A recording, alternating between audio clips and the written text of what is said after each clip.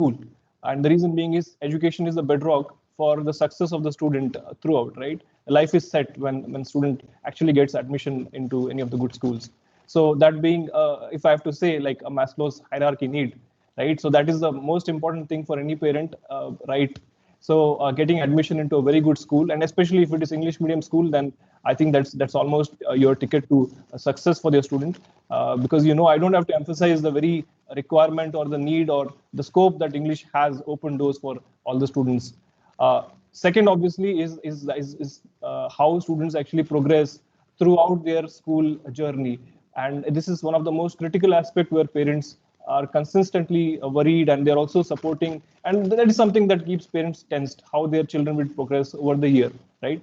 And obviously the third step is to ensure that the students eventually graduate with good flying colors and get admission into some of the top ranked universities and colleges.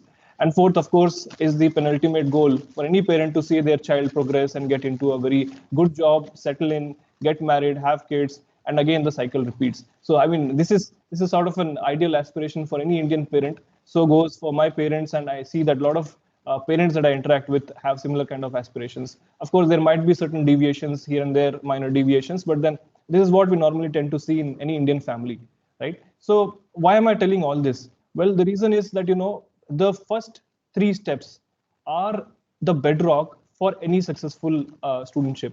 And many times, as a student, because this is something that we have all been through, we know all the lacunae inside the system. We know how system transformation has been taking place over the year. Yet it has not been very fast. It has taken its own time. Yet the beneficiary, that is our current students, will definitely benefit. That is the idea. And as you would know that earlier we used to have an education policy back in the 80s, and this is probably for the first time in the 21st century an education policy has come forefront to help not just student development but looking at a systemic reformation as well. With that intent, the National Education Policy 2020, when it was drafted and released, it had a lot of hopes and aspirations, not just among parents but also amongst the systemic stakeholders like teachers, school heads, administrators, and a lot more people. Uh, Now, moving on, I always like to start with a challenge, so which is why I've put this slide up front, and it is not much surprising to see that from the last couple of decades, these six components have more or less remained the same, right? One is the increased competition in the job market that students always face. It's probably going to be there in future. It was there in the past and will probably continue to exist, right? The competition is something that you can never get rid of. That is there, bound to be there. Extreme peer pressure, which is there, especially in schools where there are equally talented students studying, then you will find a lot of peer pressure happening. Fear of missing out, what I call as FOMO, that many times tend to put a lot of students under stress and a lot of difficult times, which eventually leads students to actually go through some mental issues as well. So, ಇವತ್ತು ನೀವು ನೋಡಿದ್ರೆ, it is not surprising that earlier you would find aged people visiting psychiatrists, right? But these days you will find even small children. It's very painful as well to see small children visiting counselors. They're visiting psychiatrists. So what kind of pressure is it being built on students is something that the current system offers is obviously there. That is a challenge that's there. The unstable market that is there. ಎಷ್ಟು ಹಣ ಹಾಕಿ ಎಷ್ಟು ಕಷ್ಟಪಟ್ಟು ಮಕ್ಕಳಿಗೆ ಓದಿಸಿದ್ರೆ, even despite of all efforts, students probably do not get land a good job. So that market instability continues to be there. Of course, inflation is one contributing factor which has led to high demand for seats. Now, very recently, you would have seen the cutoff rank for Delhi University and elsewhere has been 100%. So that is a kind of competition that is there. And again, not everybody can afford to a very niche education, and again, inflation has thankfully added to all of these worries. Other than that, the risk aversion attitude is always there. A lot of people tend to avoid taking risk, and this eventually leads for people missing out of this very race. What actually led to the very formation of NEP is a key question, right? So why do we even need something like a policy? when there is a perfect schooling system, when there are teachers who are trained, when there are parents who are regularly meeting and students performing their best, then why do we actually need an education reformation in the country? Well, to answer that, you would know that in the current demography, our country actually goes and places grades right on top other than talent. This has been the case for many years long, and this is the reason why a lot of students eventually get succumb to a lot of pressure, right? So looking back at some historical examples, we see that a lot of suicidal rates have been consistently increasing in the country, and grades or competition in examination is one contributing factor, and this very stress is actually not helping anyone, which is why NEP advocates certain policies, which I will be sharing in a couple of minutes, which tries to eliminate these kind of stress and put students at the center and puts their skill development, their holistic development at the forefront to ensure that there is grade is only a means but not an ends in itself. So that is the entire purpose of NEP. Second reason why NEP actually has been drafted is, of course, because of the outdated curriculum that has still been plaguing our system. You would actually know, right? These poems, whether it is the Pussycat poem you would have studied, or whether it is Johnny Johnny Yes Papa. So I find it very strangely uncomfortable when I read these poems, right? So Pussycat, Pussycat, where have you been? I've been to the London to visit the Queen. So obviously these poems have been existing from very long time, but do they actually serve the purpose that was intended to be, or are they really catering to our current needs? So I'm not going to read out all these poems, you would know it yourself, but the intent behind showing all these things is basically to show you how outdated our content is right now, right? Rain rain go away, right? So that is kind of developing a sort of an attitude where students tend to hate rain. So why are we actually trying to push these kind of content in students is one question that has been there, right? So NCRT has been overlooking at some of these content, and some of them have already been replaced. I have written letter to NCRT specifically for this poem, which was about Aam Ki Tokri, and this was also in debate, right? So all of this content we know that has been outdated, has a lot of irrelevance also to the current context. So which is why there is a need for having a curricular reformation, and that is what NEP also suggests. NEP has come out with a strategy to implement something called as NCF, which is National Curriculum Framework for School Education. Now, this is something which is underway, and probably we will see this by NCRT being released in the coming year. And then the fourth point, of course, we know that no play and all work make Jack a dull boy. So same thing, you would actually notice that when, especially in the higher classes, when there are physical periods for playtime, students tend to actually cut off them. There are classes taken off. So the obvious emphasis which needs to go in development of a child, the physical requirement does not actually get catered because of this cutthroat competition and focused on more academia. Uh, Next point is, of course, with the lack of individuality, right? So you would know that almost for the last 5 decades, we have been forcing our kids with only a couple of different career aspirations, be it engineering, be it medical background, or architecture or teaching. So there are very limited scope in terms of how we show the pathway to students. And therefore, students tend to end up only getting into these limited domains. But if you actually see current way of how students are picking up interest, right from blogging to photography, gardening, coding. So all these things are new generation skills which students are learning by themselves. And you would not be surprised that students actually don't go to classes to learn all of this. All of this is available to them via YouTube and all other kind of open learning platforms. So these are the skill sets which are probably going to define what the future job skills are going to be like. And that is one reason why there is a huge gap between what the industry demand is and what the academia actually provides to students. And that is one aspect that the NEP addresses, and I will talk to you in detail about this.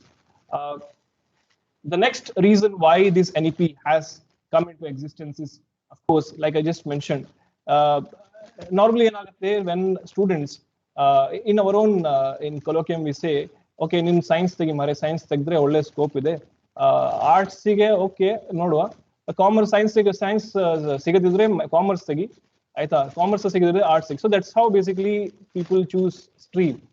And unfortunately, this has been plaguing the system for a very long time.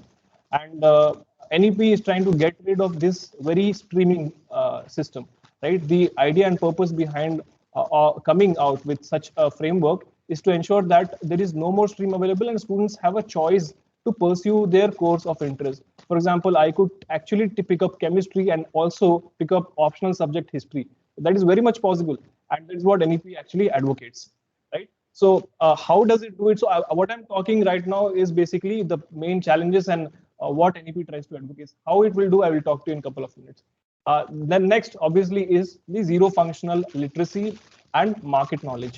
Now, you would agree with me that to some extent that whenever a student actually graduates and then lands up in a job market,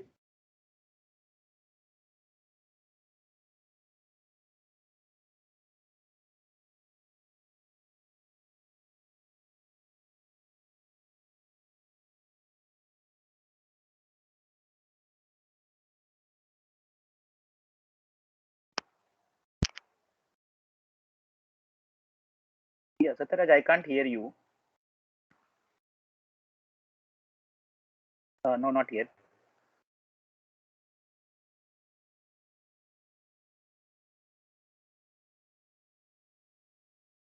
You are speaking from Satyaraj or only Iyer Satyaraj, because you are two having there. So one of them is muted.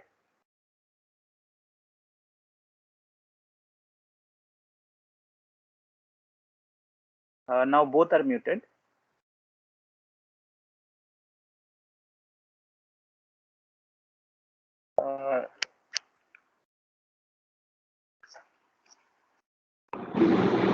is this okay, sir? Now yes, yes, now it's audible. Yes, please go ahead. Thank you. Okay, sorry, I'm very sorry for the disturbance. So, like I was saying, zero functional literacy and market knowledge. So, basically, what happens when a student finishes his graduation and lands up in a job, that knowledge gap or that skill gap or experience gap is definitely there, right? So, as a parent, if you have experienced, or probably as a student yourself, you would have experienced that is right currently not supported, right? So for example, in undergraduation or most likely in post graduation, you have opportunities to do internship, right? So how long do you get to actually go and do an internship? Maximum 2 months, 3 months, right? So all of these lacunae currently plagues the system, and that is why the NEP actually tries to lay equal emphasis to start these kind of practices right from the very beginning, right? For a lot of people, vocational education means a lot. But unfortunately, in the current system, we have vocational education, which is as an optional subject available only from the higher education levels. And if you actually look at some of the advanced countries, for example, Finland, Singapore, the vocational education actually starts from the very beginning. Students have a choice to learn all different kinds of skill sets, be it coding, be it photography, electrical work, plumbing, all of these things start right from the very beginning. So that is one reason why NEP has come into existence, which will look at providing these opportunities for your students and kids to look at things in a slightly horizontal and broader way.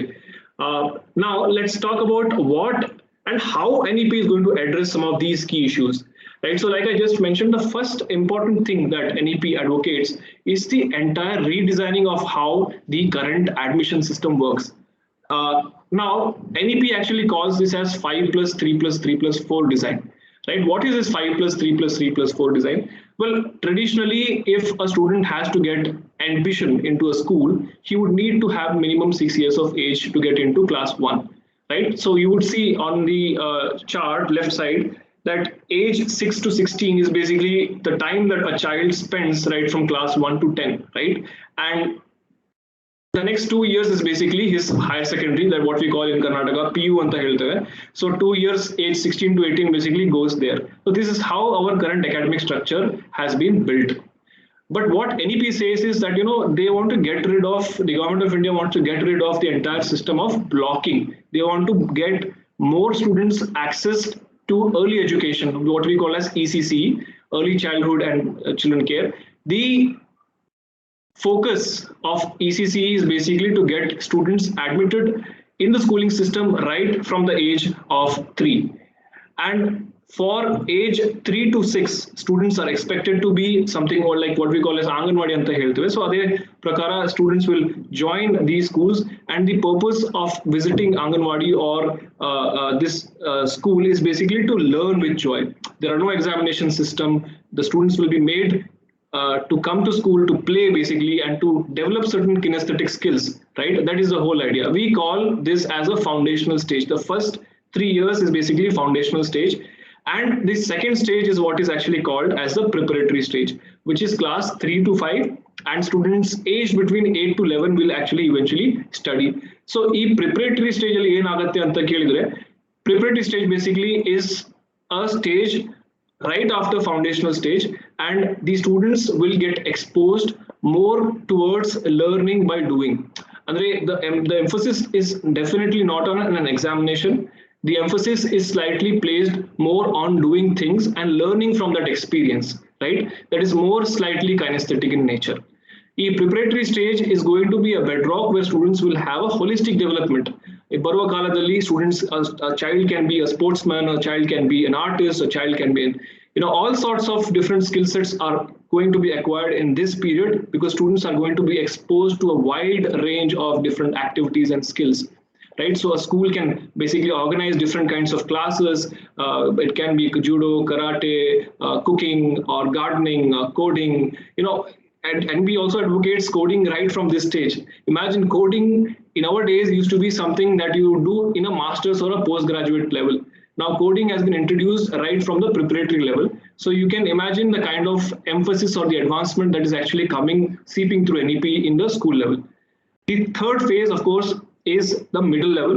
And middle level again is for 3 years for class 6, 7, and 8, aging between 11 to 14. The idea here is basically to accustom students to different kinds of learning systems, and also to ensure that students basically get exposed to an assessment system which is not done just by others. The assessment system is done by themselves and their peer. So now what will happen is basically nanu student idre, first of all I will assess myself. How much do I know a subject? ಮತ್ತೆ ನನ್ನ class ಅಲ್ಲಿ ಬೇರೆ ಯಾರು ಮಕ್ಕಳಿದ್ದಾರೆ ಅವರು ನನ್ನನ್ನು assess ಮಾಡ್ತಾರೆ. ಮತ್ತೆ the teacher will basically assess me. So this is a 360-degree assessment where the idea is that students in this process develop a more interpersonal skills, they respect each other, and they develop a bonding in between a class. So this is the whole purpose of coming out with a 360-degree assessment, where assessment is not just based on the academia, it will also be based on certain interpersonal skills, sports, and performance and participation, which is more important. So all these activities are going to be captured in a very holistic way in a report card, what CBSE actually calls a holistic report card, and students will be evaluated based on that. And once again, there are not going to be any kind of examination. The idea is to have a very simplistic assessment framework for students, wherein they will perform, they will learn, and they will repeat, right? Whatever that they have been lagging behind, the teacher is going to facilitate. So the role of teacher is going to be a very monumental role here, because the teacher is not going to be just delivering content, the teacher is going to be facilitating towards learning, right? And that has been traditionally the way that it has been from the chalk and talk method to actually make students learn on their own, right? So from moving from that coming to class, delivering, and making students to stand up and read prose in line. So all of those systems, the rote learning, what we call, is going to get rid of by introducing these kinds of interactive activities in the very classrooms. Then what we call the fourth level, which is actually the secondary level, is the place where students, right, 4 years they will spend here, that is class 9 to 12th, age 14 to 18. And the idea behind having this block is basically to ensure that students are better prepared to face a competitive world which awaits them right after they finish grade 12, right? And not just that, because mostly you would see, because in the government setup, a lot of dropouts happen, especially after class 8 and after class 12th. Right up to 8 we have RTE education, so therefore students tend to be there, but after 8 you will see a lot of dropouts in many states. And which is why this reason why 9 to 12 has been made a category where students will be prepared, right? In the middle level, of course, they are being prepared for a vocational education system by choice.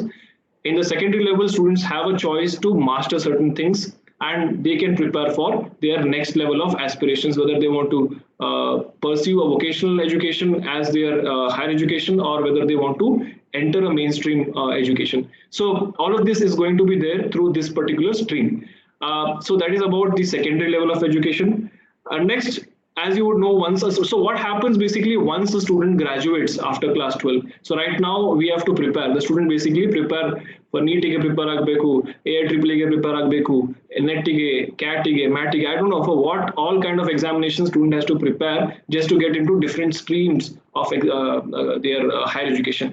Now NEP also proposes something called as a unified assessment system, which will be conducted by NTA, National Testing Agency, which will have only one examination pattern, and students will be given opportunity to choose their streams that they would like to actually do. So the idea is to actually get rid of multiple competitive examinations and remove the very mug-up system of learning, the rote learning. And the idea is that students don't get labeled as science student, he's a commerce student and he's art student. So the idea is to actually get rid of the entire labeling process. Now coming to what happens in the entire journey that I've been talking about, right from Anganwadi, now we have come to the higher education system. Now in the higher education system, what will happen in the earlier system? Once the student graduates from class 12, he would have the option to actually choose. Either he can do a BA, he can do a BSc, BEd, engineering, MBBS, BDS, whatever. He has plethora of choices. But now what NEP says is that now you will basically have 4-layer structure. What this 4-layer structure is basically, if you finish 1 year of your study right after your 12th, now it will be actually called as graduation certificate. Now you can continue to do the second year, or you can take a break, go learn some industry experience and come back, or you can continue to be there. So it gives you a limited time to come back and do a second level of study, which they actually call as a graduation diploma. So first year 1 year complete ಮಾಡಿದ್ರೆ ನಿಮಗೆ graduation certificate ಸಿಗುತ್ತೆ, second year ನೀವು complete ಮಾಡಿದ್ರೆ ನಿಮಗೆ graduation diploma ಸಿಗ್ತದೆ. So similarly, if you take a break, the student wants to take a break, go learn, practice and come back, then third year if he continues, then he will get a graduation degree, right? And similarly, if he finishes the fourth year, he will get a graduation research. So these are the levels, these 4 levels that the student will actually get certified. So in between, the students can take a break and they can go and learn something in the industry and come back. So imagine what a breakthrough or revolutionary process this is going to be for the students to go back, learn from the industry, come back and apply those things in learning, which has been lacking in the current system. So these 4 levels are going to be there. Now you must be thinking, then what happens to the masters, right? So basically what now is proposed is, if a student finishes at least a graduation degree, that is 3 years, of course, if he has finished, then he can just do 2 years and have his masters, right? And if a student has actually done 4 years, when he has a graduation research or he's a graduate research, he just needs to spend 1 year for his masters. So that's how simplified it has been made, so that students have enough time to actually practice what they are learning. So this is about how the higher education system would work. And very recently, you would know that the Prime Minister of India has also launched something called as the Academic Bank of Credit. The idea behind this bank is to ensure that the marks or the grades or the credits which are actually taken by students are stored, and students can come back and use that grade in a particular limited time.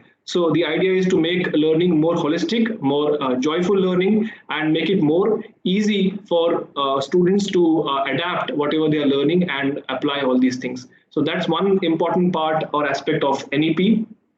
Other than that, like I just mentioned, NCERT is going to come up with a national curriculum framework. States will also need to develop a state curriculum framework, and they will have the liberty to ensure that the learning happens holistically by using local languages or by using the local context to ensure that students have more exposure towards whatever they are learning. They can actually see it, they can feel it, they can do it. So that's the idea behind having these kind of pedagogical interventions right at the school level.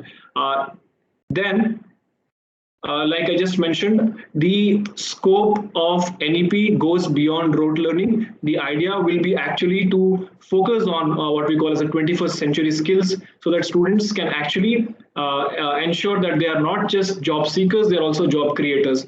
And that is how significant India is going to claim its place. And we have traditionally been one of the looked out for country. Earlier, India was known for spices. The trade used to happen through spices. Now it's happening through chips, right? So chips. When I say it's software and the microchip that I'm talking about. So these are some of the real application or real life changes that are expected from NEP that we should see, and the focus is completely on improving the learning outcome for students and ensuring that teachers have an equal or pivotal role in the entire process. Because without teachers playing an active role, NEP will never come to fruition.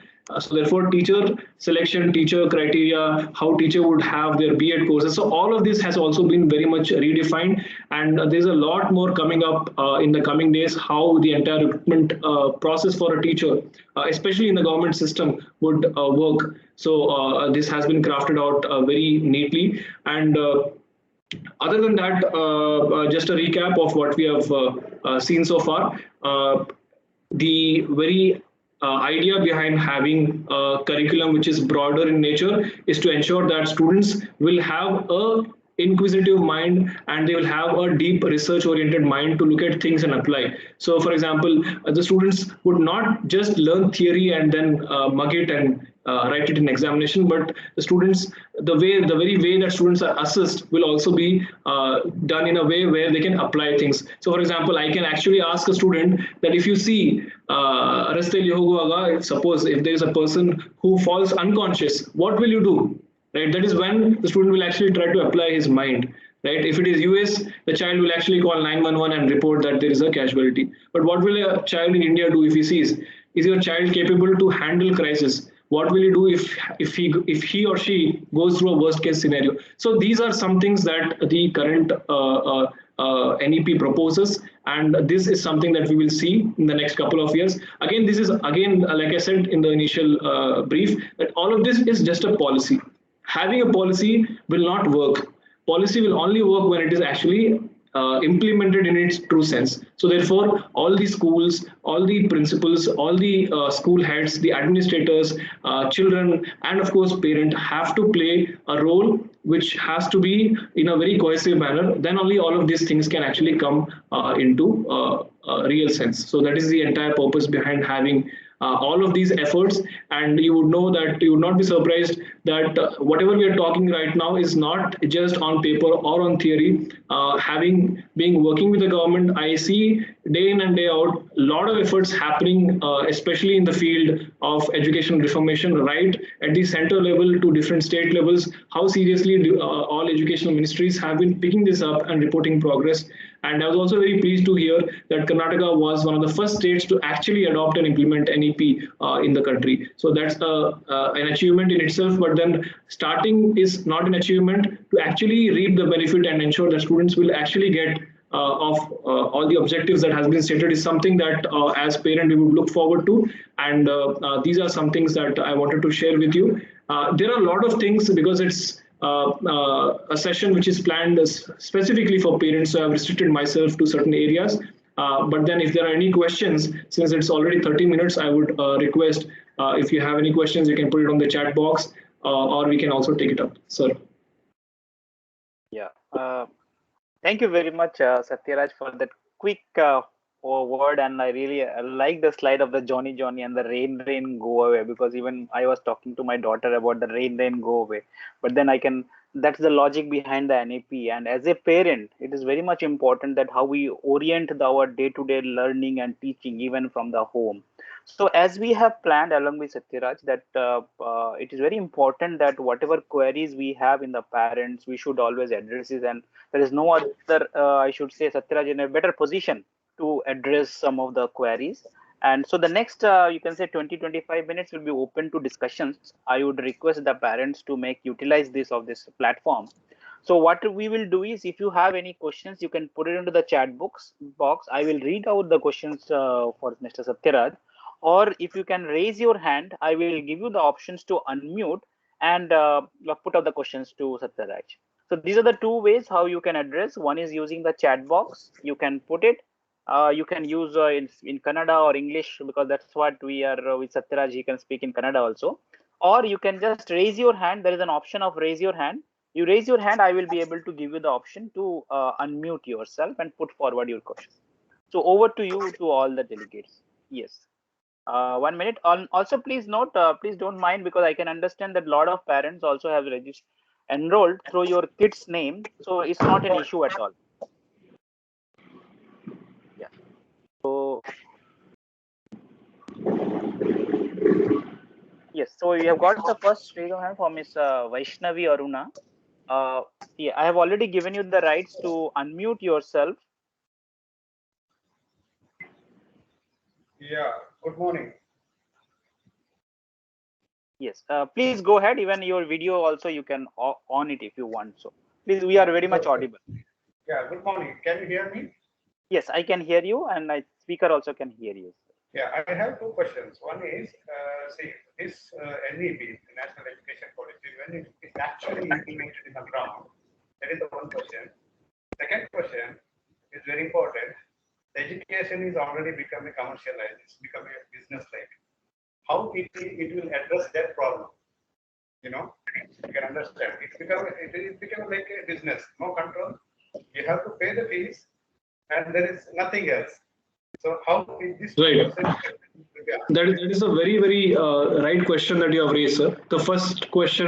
The answer to your first question, when we will actually see NEP on the grounds, the answer, it is already been executed, because this is happening in a very phased way. So a lot of strategic things that were supposed to be there, for example, the development of the curriculum framework at various state levels has already been started. We see a lot of draft papers, focus papers on different subjects, on different themes, which are already out there in the public domain. Now, like I said, NEP is actually a policy. Now, how the policy actually gets translated into a mission or an action plan is something which is left to the state government. State government will eventually invite different schools, be it at private level and at government level, to ensure that these plans are actually executed. So you will see set of rules and regulations in the coming days, which will govern all of these schooling policies. Second, sir, your question with respect to how the commercialization aspect would be addressed by NEP is a very important question which you raised, and I'm glad you raised that.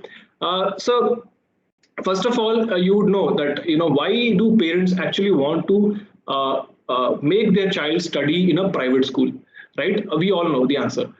Because of the quality of education, because the high prospect it has, because the kind of ambience that it has. Now, this is something which has been very safely guarded by private schools over the period of time. And of course, to ensure that there is this kind of atmosphere available, there is certain fees, what we call as being charged.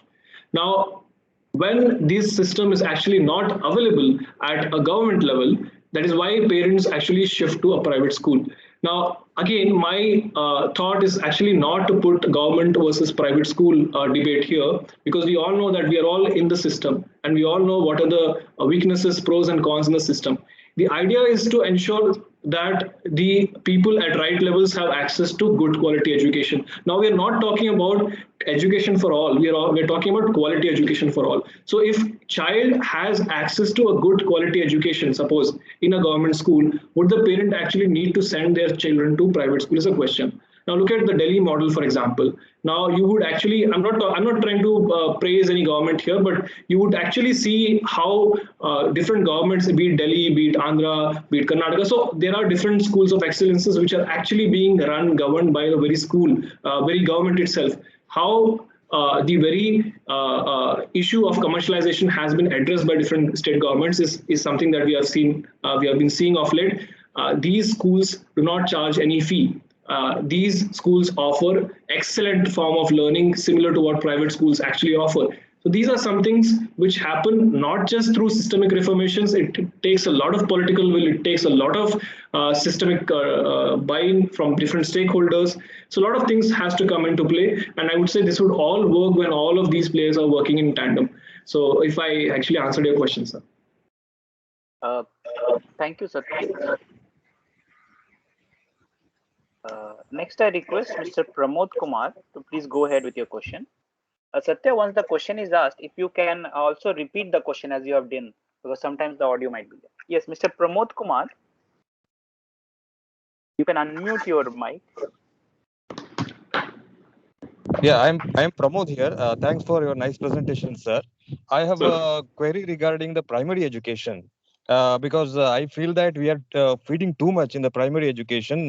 We have mathematics, we have social studies, we have environmental science, and so much. So, is there any syllabus as such in the NEP, or is it going to the same? Because when it comes to syllabus, they'll feed too much into the syllabus. Then that will be looks very heavy. This is what I feel. So I want to know: is there any defined syllabus for primary education, or is it flexible? Thank you. Thank you so much, sir, for this question. So, Pramod sir, basically to answer your question, there are two things. First thing is with respect to the content itself, right? Like I just mentioned when I was talking. First thing is, the flexibility to choose subjects that is going to be there, not from the elementary level, but from the secondary level. But how the mix and match of subject will happen is basically the entire breadth of the subject is going to be reduced. Now, what that means is basically the number of hours that basically students spend on a subject is going to be drastically reduced, right? When I say the number of hours, I don't mean on learning. I mean on a particular time being spent reading a chapter on the very the theoretical aspect, right? So, like you mentioned, if it is EVS or science or language or whatever, there is a lot of vast content which is available, which is actually not going to help the child to use it in future probably. So the idea is to reduce the content, number one. Number two, to introduce certain bagless days where in primary level students will actually spend X number of days going to school without books, and they will spend time more on reflecting whatever they have learned. So reduction in content, bagless days, and introducing certain activity-based learning in classrooms is how this will all be addressed. Oh, thanks a lot, sir. Thank you. Thank you. Thank you. Thank you, Mr. Pramod. Next, we have Advait Nayak.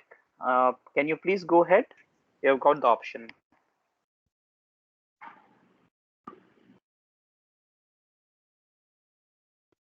The parent of Advait Nayak, or I'm not sure whether the participant. Yes. Hello, sir. Yeah. Yeah, I was just I was reading the chat box. Many of us have the same doubt, like the transmission from, as we know, like 9th, 10th, 11th, 12th is combined now. So as of now we have, like 10th is the cutoff there and 11th, 12th. So how do we get transmitted about this group? That is a big confusion. So can you just give Right. So like you would know, one very important thing that Corona taught us last year was adaptability, Yes. right? And thankful. We are thankful on a very positive note. Of course, very sorry to all the demises that happened because of Corona. But one important lesson that Corona taught us was to actually adopt and move on. And similarly, what we will actually see in the coming days is not a very sudden shift in the transition system, but it will be very gradual. First, we would actually have the entry part, which I said initially, the elementary level being addressed, and slowly the examination system, which will be actually reformed. So recently, you would have seen that SAFL has been launched by Prime Minister of India. And the entire assessment model in the schooling system is going to be changed. And then slowly the higher education system, the way that students are admitted to some of the universities and colleges, right? The entire admission process is going to be changed. So all of this is going to happen, but this will not happen over a night. It will take certain time. And in my experience, I would say it will take at least next 5 years to see all of these happening. So eventually all of this will come into play and we will see a very different, broader gameplay for all of us. Yeah, thank you. Okay, we have two questions in the chat box. One was raised by Ms. Priyanka. Whether it is implemented from class 1 or to all the higher classes, because students of higher classes like 10th, 11th, 12th, maybe there will be a confusion state because they are already adapted to the older system. So what is your take on?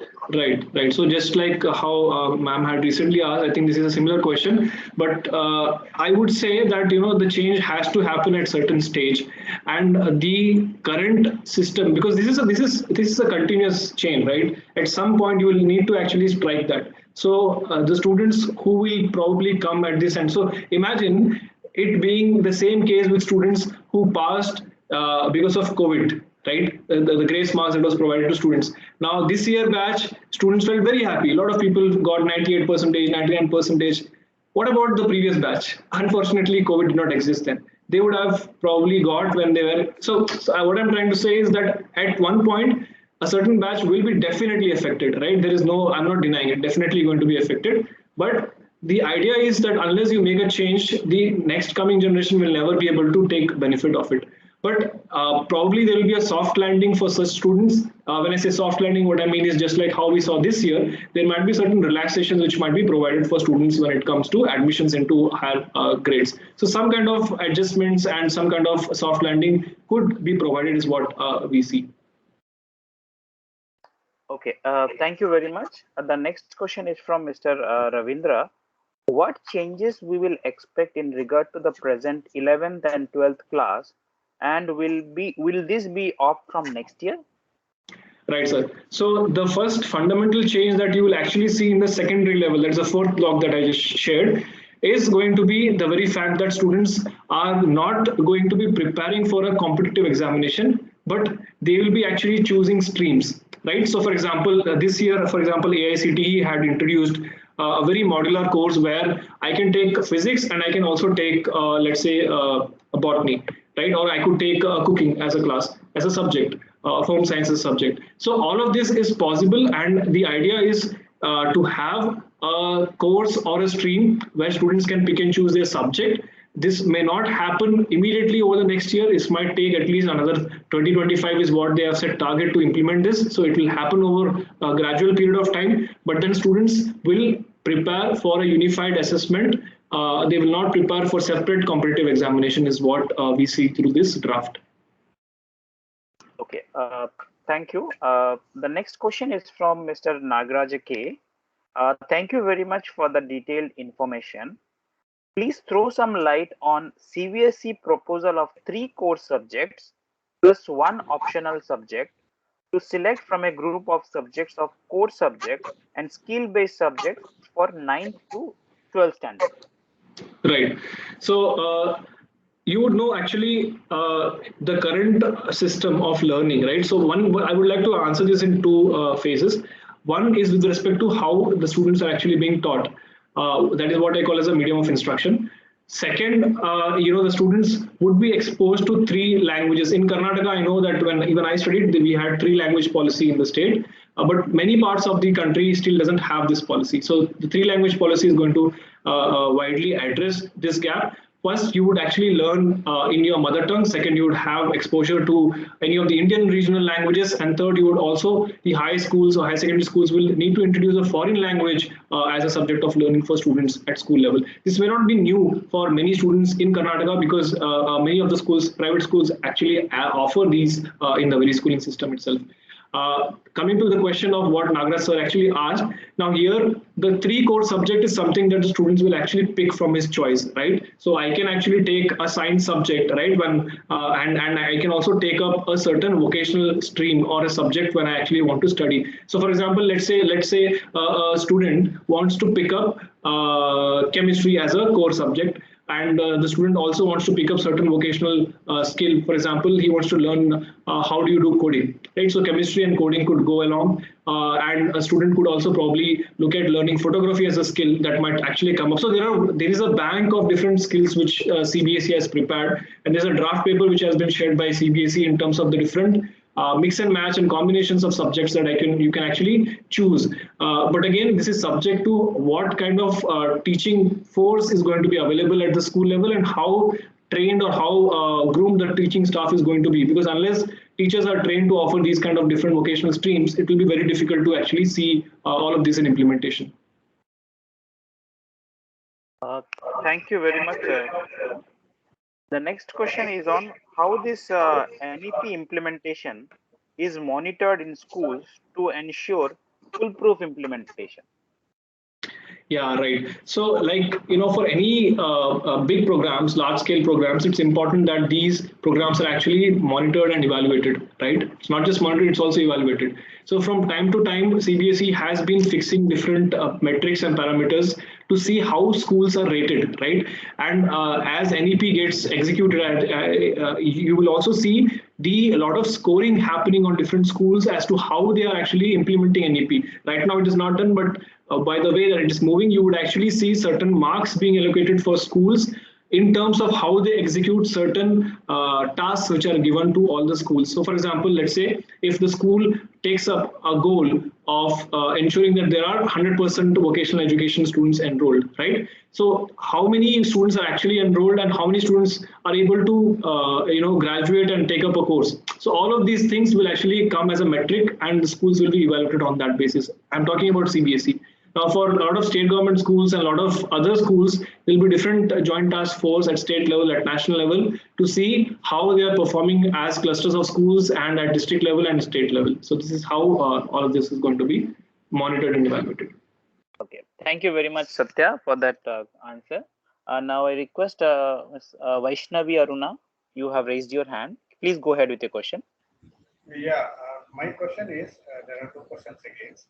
And the present government generally, whenever the new policy comes, they implement as a pilot project. And after seeing the success, they go for the all over India implementation.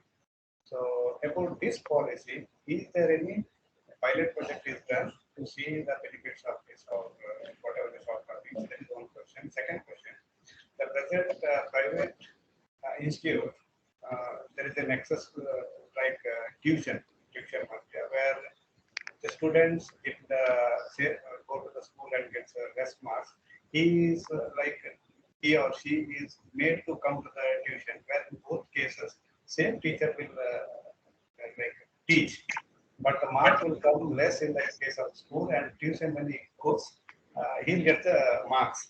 So it is a clever combination of there is a problem. So I wanted to see this answer for these two questions. One is while implementation as a pilot project. Second one, how will we address the tuition market? Thank you. Right.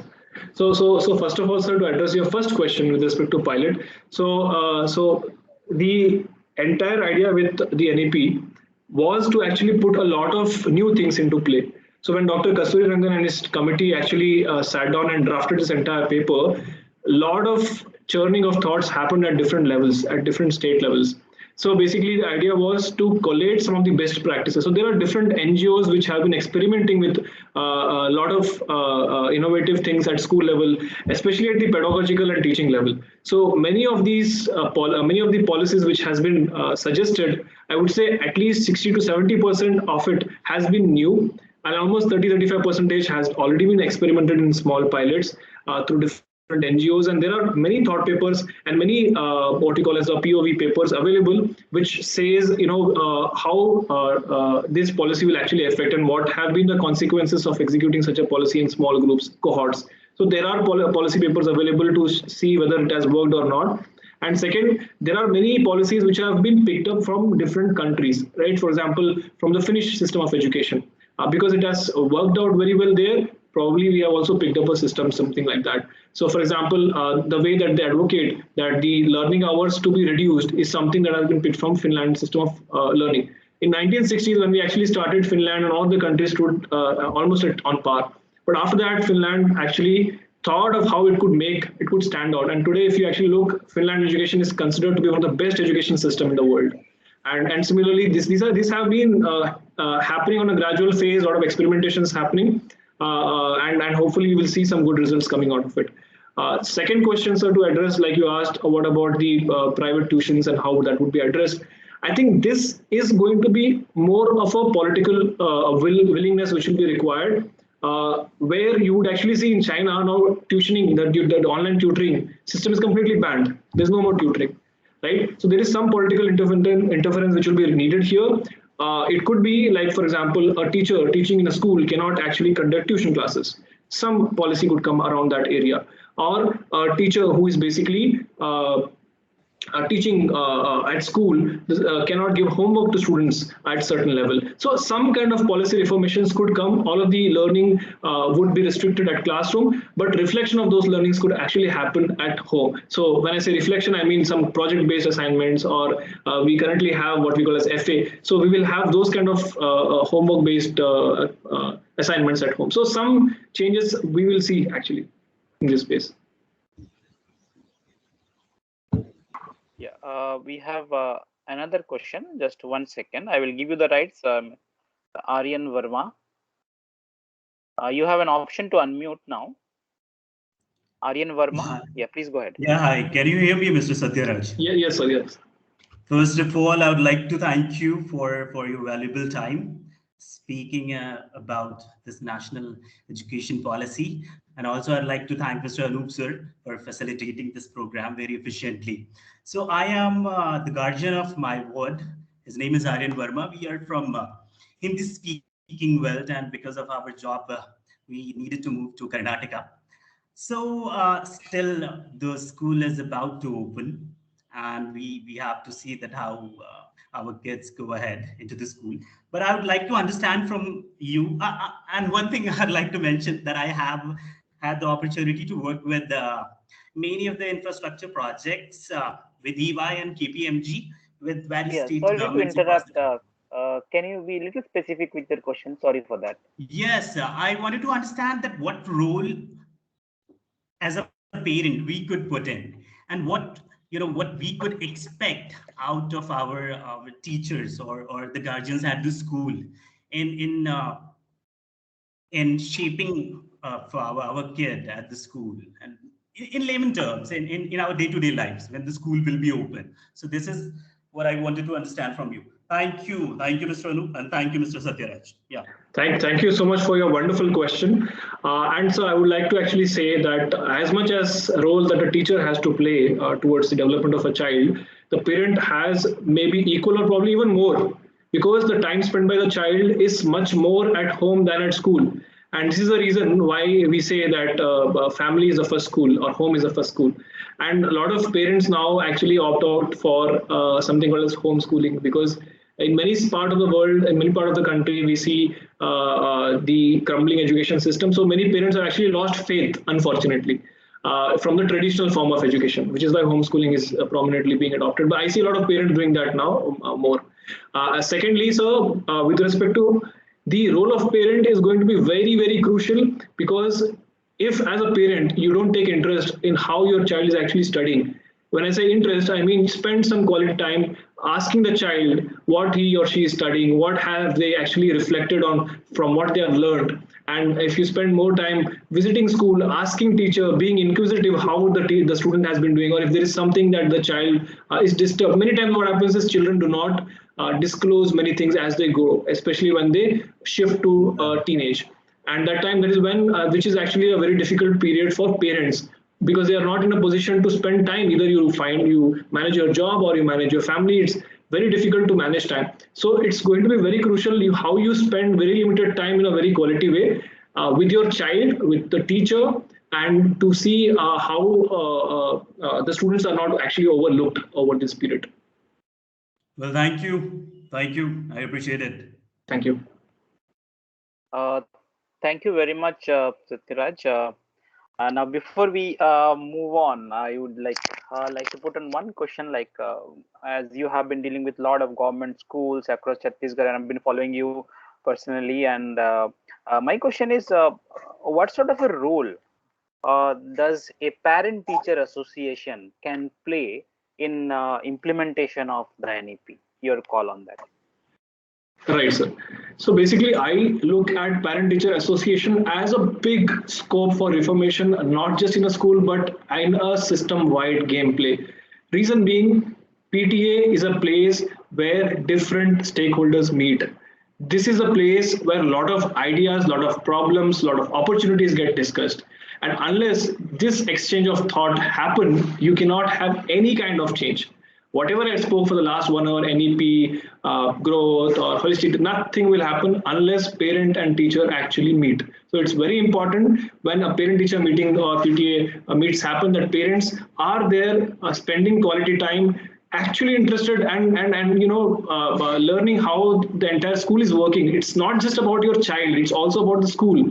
How is the school growing? Whether the school has enough bandwidth to look at your child.